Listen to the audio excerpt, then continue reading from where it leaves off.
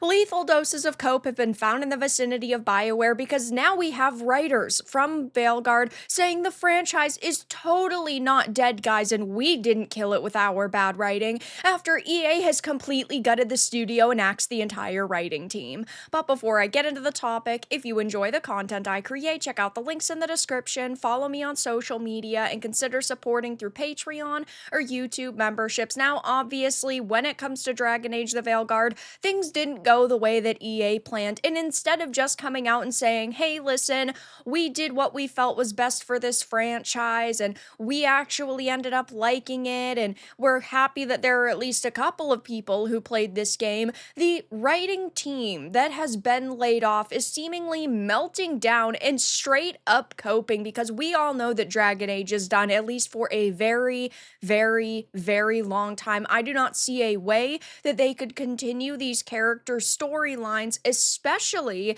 after the reception to Veilguard and how few sales it actually got. If this actually got close to their target numbers, regardless of the backlash, then sure, maybe they would have kept some of these people around and they would be concepting the next Dragon Age game. I don't see that happening, clearly. And now the Dragon Age the Veilguard writer, Cheryl Chi, has claimed that the Dragon Age franchise is not, in fact, dead, despite EA gutting the developer BioWare and axing much of the writing team. Now, sure, there are plenty of people who worked on this game who are now working on the next Mass Effect title, which is certainly worrying, but that does not mean that after Mass Effect is done, they're going to go back to Dragon Age. And look how long it took them to develop Veilguard. It took a decade and hundreds of millions of dollars, so they would need to have a team together now who is, again, concepting and like coming up with ideas and starting plans, but that's not happening. So she added on social media,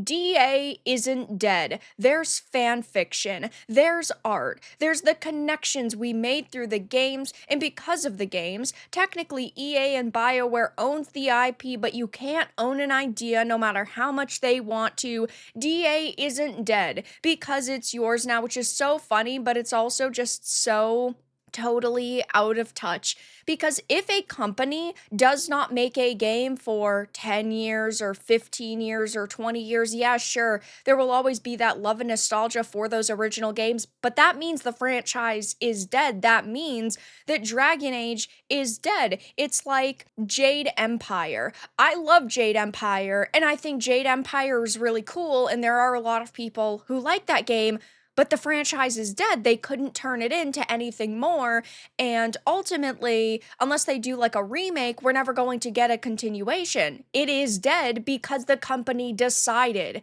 it is dead, and that is a harsh reality for basically every gamer at one point or another realizing that a company doesn't love a franchise the way you did. But on the flip side, when you have such a mega failure like Veilguard on your hands as a company, you really can't say to yourself, you know what, we're going to try again in just a few years. And the fact that she is saying, oh, it's not dead, there's fan fiction and there's art and there's connections is so hilarious to me, because she is one of the major reasons why this game failed.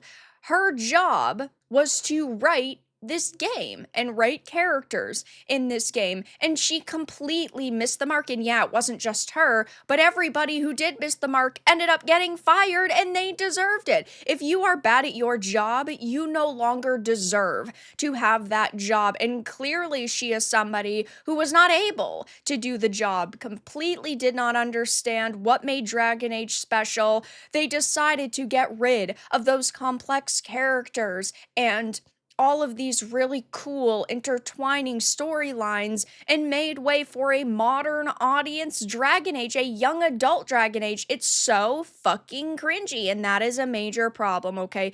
Heavy-handed messaging. You have modern-day terminology like transgender and non-binary. Then, of course, you have characters who are just walking billboards for sexualities like Tosh, who goes, actually, guys, by the way, I'm non-binary.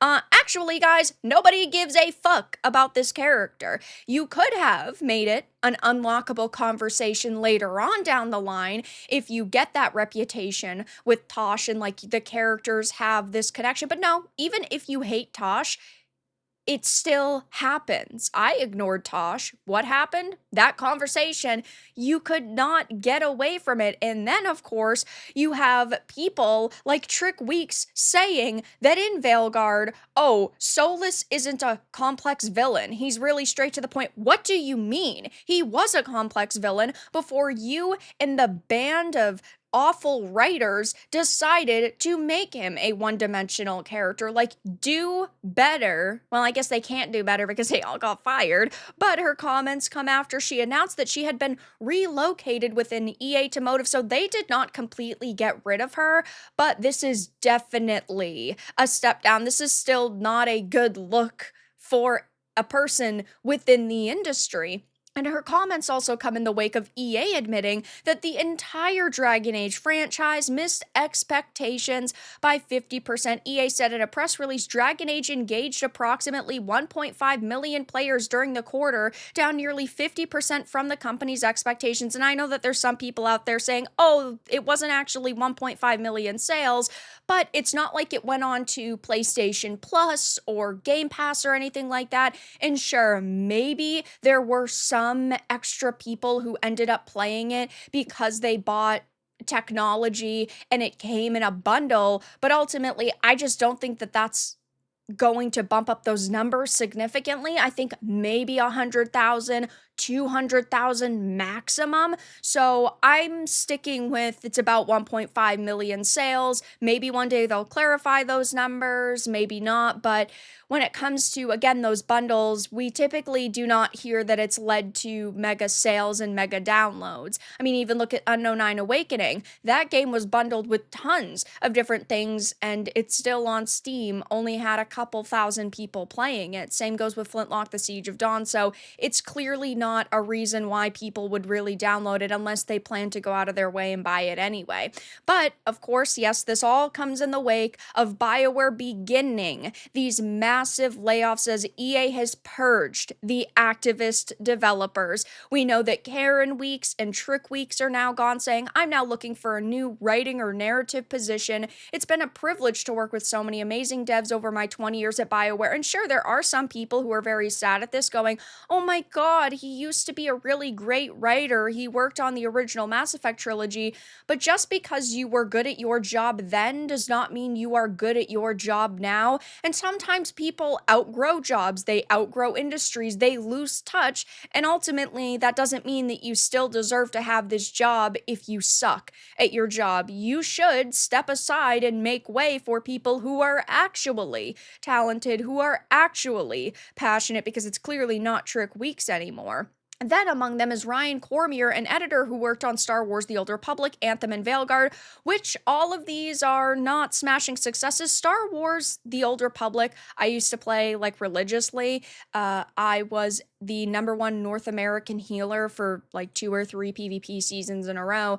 I used to love the game, don't get me wrong, but it wasn't monetized the best. The loot boxes were extremely expensive. You basically had to pay for a subscription to be able to play it, and this game was actually handed off to another studio recently so that they could continue development because it is going to wind down. But Anthem was a flop, Veilguard was a flop, The Old Republic was never like a World of Warcraft competitor by any means, so he definitely did not do the best job. And then there was also Jennifer Chevery, a longtime BioWare vet who served as a tester, analyst, and producer on multiple major projects, including Mass Effect 3, Dragon Age Inquisition, Anthem, and Veilguard. So at least 2 successes there. But yes, there are a lot of activist writers who are getting purged from this company right now. And you've also got this writer saying, oh, the franchise is not dead, even though EA gutted the studio and axed the entire writing team. So it definitely comes across as coping and seething over the fact that basically nobody liked this game.